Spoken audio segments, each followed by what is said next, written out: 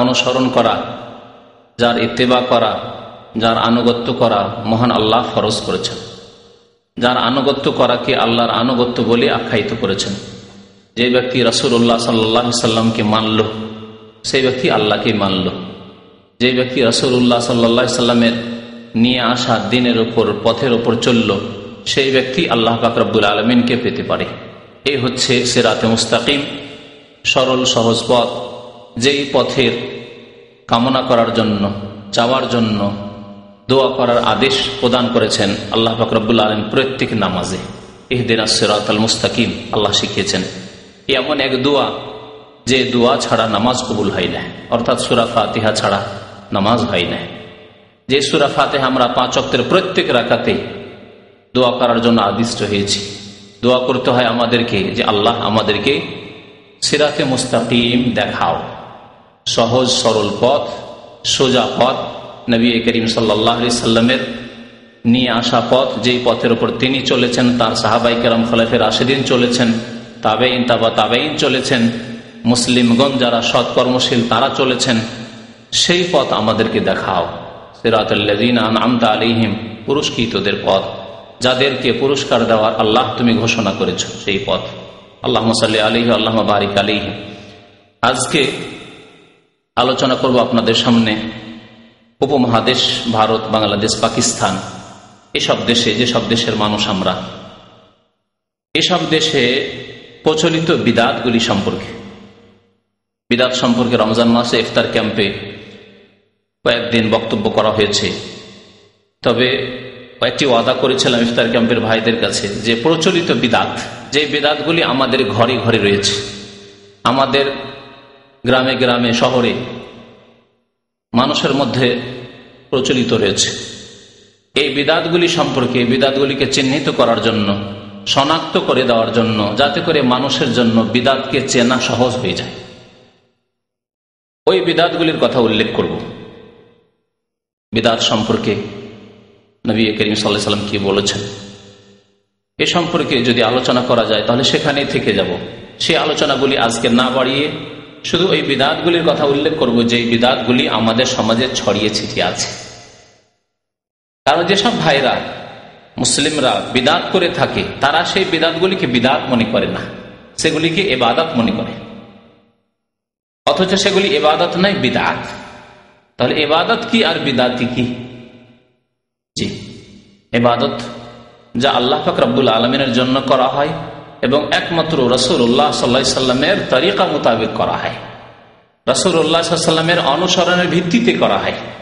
নবী করিম সাল্লাল্লাহু আলাইহি সাল্লামের রাস্তা ছেড়ে এদিক ওদিক না যাওয়া হয়। নবী সাল্লাল্লাহু আলাইহি সাল্লামের তরিকায়, আদর্শ মোতাবেক, সুন্নত অনুসারে এবং একমাত্র আল্লাহর জন্য যেসব কাজগুলি হয় সেগুলি ইবাদত। আপনি যদি নামাজ কায়েম করেন আল্লাহর জন্য আর নবী করিম সাল্লাল্লাহু আলাইহি সাল্লামের আদর্শ সুন্নত মোতাবেক যদি নামাজ আদায় করেন, তাহলে সেটি হচ্ছে ইবাদত। এইরকম অন্যান্য ইবাদত বন্দেগীর ক্ষেত্রে, আকীদা বিশ্বাসের ক্ষেত্রে, কথার ক্ষেত্রে, কর্ম আমলের ক্ষেত্রে, যেসব আকীদা বিশ্বাস, যেসব কথা, যেসব আমল কর্ম নবী করিম সাল্লাল্লাহু আলাইহি সাল্লাম থেকে প্রমাণিত, সেসব কাজ, সেসব কথা, সেসব ইতিকাদ বিশ্বাস যদি রাখেন, বলেন আর করেন, তাহলে হবে সেগুলি সুন্নত এবং সেগুলি ইবাদত হবে।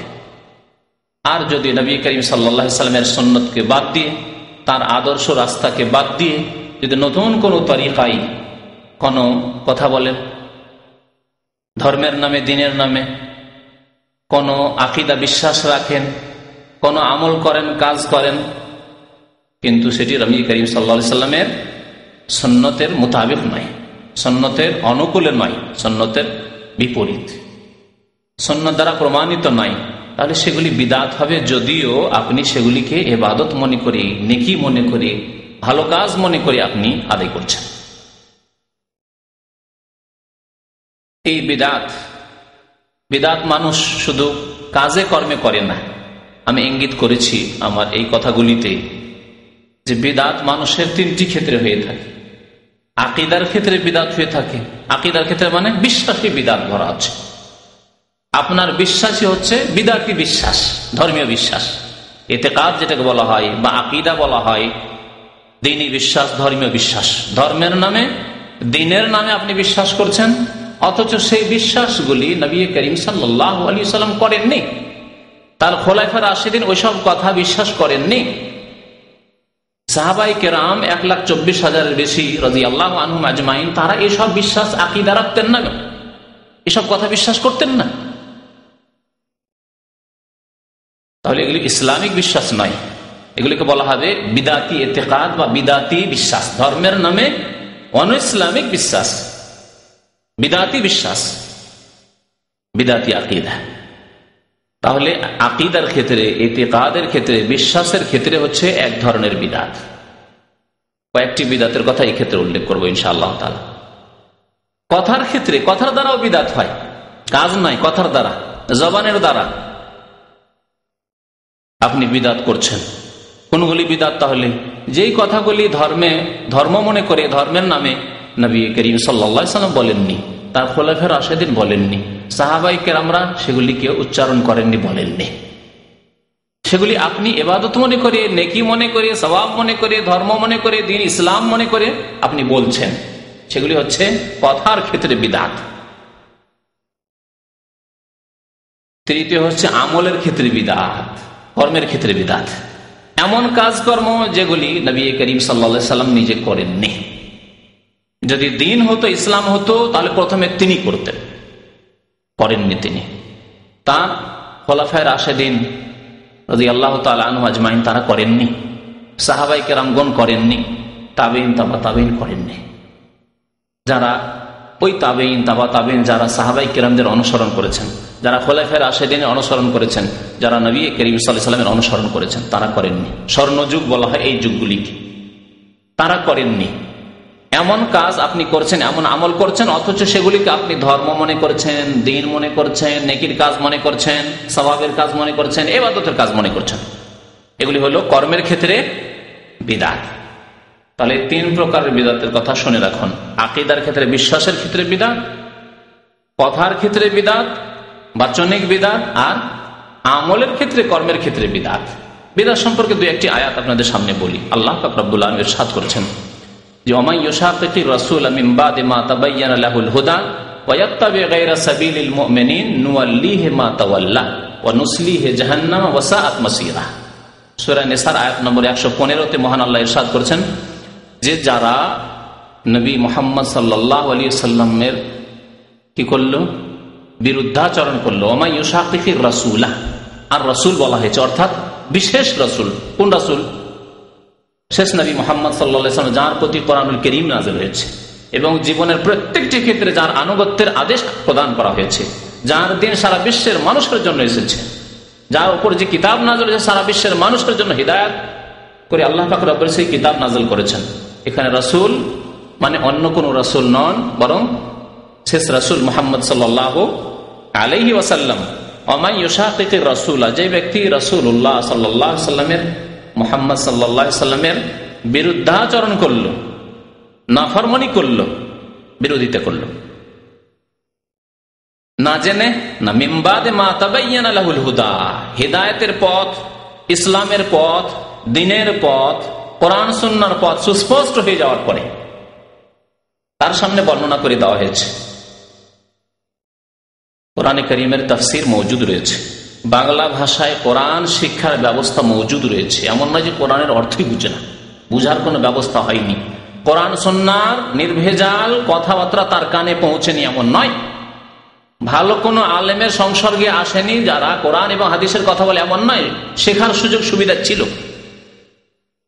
জি, তাহলে পার্থক্য আছে, একজনের শিখার সুযোগ সুবিধা আছে আর একজনের শিখার সুযোগ সুবিধা নাই, দুইজনের মাঝে আল্লাহ পার্থক্য করেছেন। তারা বলছেন মিন বাদি মা তাবায়্যানা লাহুল হুদা, সঠিক পথ সুস্পষ্ট হয়ে যাওয়ার পরে। হাদিসের কিতাবের তরজমা হয়ে গেছে বুখারী শরীফের, মুসলিম শরীফের, প্রায় হাদিসের কিতাবের তরজমা হয়ে গেছে, অনুবাদ হয়ে গেছে বাংলায়। সেগুলি পড়েন না, পড়ে মকসুদুল মুমিনিন, আর কি পড়ে বেহেশতি জেওয়ার, আর ফাজাইল আমল পড়ে, আর কি পড়ে নেয়ামুল কোরআন, আর ওই জিকির ওজিফার কিতাব, জি, বিভিন্ন খতমের কিতাব ইত্যাদি ইত্যাদি। এইসব পড়ে, কিন্তু আল্লাহ এবং রসুলের কথা পড়ার মতো করে পড়ে না। মাদ্রাসায় পড়েছে, মৌলবি হয়েছে, হুজুর হয়েছে, ফারেক হয়েছে কওমি মাদ্রাসা থেকে, আলিয়া মাদ্রাসা থেকে কামেল টাইটেল করে, কিন্তু কোরআন হাদিস পড়েনি। ফিকার নামে মানুষের কথা, মানব রচিত মতবাদ পড়েছে, মানুষের ব্যক্তিগত মতগুলি পড়াশোনা করেছে, কোরআন এবং সুন্নাহর শিক্ষা লাভ করেনি। নামে মাত্র পড়েছে, নামকে অস্তে। আল্লাহ রসুলের হাদিস শিখবো এবং তার মোতাবেক আমল করবো, তার দিকে মানুষকে আহ্বান করবো, বলবো নবী করিম সাল্লাল্লাহু আলাইহি ওয়াসাল্লামের পথ এই, নবী সাল্লাল্লাহু আলাইহি ওয়াসাল্লামের হাদিসে এই রয়েছে, এই কথা বলার জন্য নয়, আর শেখার জন্য নয়। বরকতের জন্য কিছু কিছু সামান্য পড়ে থাকে, কিছু আমলের জন্য না। আমল করতে হবে কিসের উপর? না ফিকার উপর, বুজুর্গানে দিন যা বলেছেন তার উপর। এইরকম ধ্যান ধারণা নিয়ে পড়াশোনা করেছে। এই অবস্থা কিনা অধিকাংশ মাদ্রাসাগুলির অবস্থা এরকম, সবগুলি না হলেও। হিদায়াত স্পষ্ট হয়ে যাওয়ার ব্যবস্থা আছে, কোরআন এবং হাদিসের তরজমা হয়ে গেছে, এসব তথ্য জানার সুযোগ সুবিধা হয়ে গেছে, বাংলা ভাষায় এগুলো অনুদিত হয়ে মানুষের ঘরে ঘরে পৌঁছার ব্যবস্থা আছে, ইসলামিক লাইব্রেরিতে পাওয়া যাচ্ছে। ভালো আলেমরা তাদের সামনে সুন্নত বিদআত কি তা বর্ণনা করে দিচ্ছেন।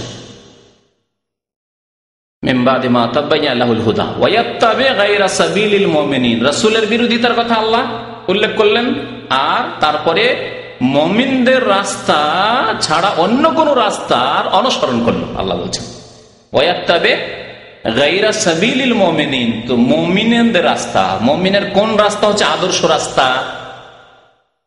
মুমিনের আদর্শ রাস্তা কোন মুমিনদেরকে বলা হয়েছে? আজকালকার জামানার মুমিন মুসলিমদেরকে বলা হয়েছে সারা বিশ্বের, যারা আদর্শ মুমিন, এই উম্মতের আদর্শ মুমিন সাহাবায়ে কেরাম, খুলাফায়ে রাশিদিন, এক নম্বরে। এবং সেই যুগে এই আয়াত নাজিল হচ্ছে। আয়াত যখন নাজিল হচ্ছে তখনকার মুমিন কারা? আমরা ছিলাম, বিদাতিরা ছিল, কবর মাজার পন্থী ওরসওয়ালারা ছিল, কাওয়ালি গায়বরা ছিল, ছিল না। পীর মুরিদের বয়াত করে তারা ছিল, তারা ছিল না।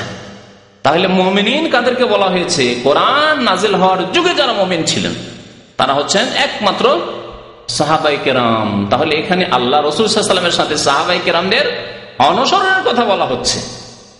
যদি আপনি সঠিক পথে থাকতে চান তাহলে মুমিনদের রাস্তাকে ফলো করবেন, আপনি মুমিনদের রাস্তা, মুমিনগণের রাস্তার অনুসরণ করে নেব। আর যদি এর ব্যতিক্রম হয়, ওয়াত্তাবে গায়রা সাবিলিল মুমিনিন, মুমিনদের রাস্তা ছাড়া অন্য কোন রাস্তার অনুসরণ যদি আপনি করেন, রাসূলের নাফরমানি হলো, আর সাহাবায়ে কেরাম মুমিনগণের রাস্তা ছাড়া অন্য কোন রাস্তা অবলম্বন করা হলো, অনুসরণ করা হলো, তাহলে আল্লাহ কি করবেন? এইরকম মুসলিমদেরকে নুআল্লিহি মা তাওয়াল্লা, আল্লাহ বলছেন যেদিকে চলে যেতে চাইবে সেদিকে যেতে দেবো আমি, যেদিকে ফিরতে চাই সেদিকে ফিরিয়ে দেবো আমি। বিদাতের দিকে যেতে চান আপনি? মুরিদ হতে চান আপনি পীর সাহেবের? জি। আপনি সুফিবাদে বিশ্বাসী হতে চান? আপনি ওরসের মেলায় যেতে চান? আপনি কবরে সিজদা করতে চান, চাদরও চড়াতে চান? আপনি বিদাতের রাস্তা অবলম্বন করতে চান, সাহাবায়ে কেরাম খোলাফায়ে রাশিদিনের রাস্তা ছেড়ে দিয়ে? নুআল্লিহি মা তাওয়াল্লা, যেদিকে যেতে চাইবে সেদিকে আমি ফিরিয়ে দেব। ওয়া নুসলিহি জাহান্নাম, শেষ পরিণাম কি করব? জাহান্নামে প্রবিষ্ট করব, জাহান্নামে দাখিল করব। যেদিকে যেতে চাই বাধা আল্লাহ দেবেন না। ওয়ালাউ শাআ আল্লাহ হাদাকুম আজমাইন, আল্লাহ জবরদস্তি করে হিদায়াত করতে চান না মানুষকে, তাহলে পরীক্ষাই থাকবে না। স্বাধীনভাবে ছেড়ে দিলে পরীক্ষা করা যাবে, আর যদি বাধ্য করে দেন তাহলে পরীক্ষা হবে না দুনিয়ার ক্ষেত্রে। তেমনি আল্লাহ পাক রব্বুল আলামিন বাধ্য করে যদি হিদায়াত করতেন, আল্লাহ সৃষ্টিকর্তা বাধ্য করে দিতেন, পাথরের মতো, যেখানে ফেলে দেওয়া হয়েছে পাথর সেখানেই থাকবে পাথর। এইরকম আমাদেরকে আল্লাহ করে দেন, স্বাধীনভাবে ছেড়েছেন। এখন ভালো রাস্তা ধরছেন না ধরছেন, আপনার মধ্যে খারাপ গুণ আছে, ভালো গুণ আছে, খারাপ গুণকে আপনি দমন করেন আর ভালো গুণকে আপনি বৃদ্ধি করেন, এ হচ্ছে আপনাকে আল্লাহর আদেশ। আপনি নবীর তরিকা ধরেন, সাহাবায়ে কেরামের রাস্তা ধরেন, আর বড়দের রাস্তার নামে বিদাতি রাস্তা ছাড়েন, সব রাস্তা ধরিয়েন না। নুসলিহে জাহান্নাম, না হলে জাহান্নামে আমি ঢুকিয়ে দেব। ওয়াসাআত মাসিরা, আর বড়ই খারাপ পরিণাম হবে, পরিণাম খুব খারাপ হবে শেষ। তাহলে বিদাতীদের সম্পর্কে আল্লাহ পাক রব্বুল আলামিন কত সতর্কবাণী উচ্চারণ করেছেন, কিভাবে সাবধান করেছেন। নবীর রাস্তা ছেড়ে দিয়ে সাহাবায়ে কেরামের রাস্তা ছেড়ে অন্য কোন রাস্তা অবলম্বন করবে না। এই আয়াত নিয়ে যদি যারা বিদআত করে থাকে তারা যদি গবেষণা করতো যে নবীর রাস্তা ছাড়বো না আর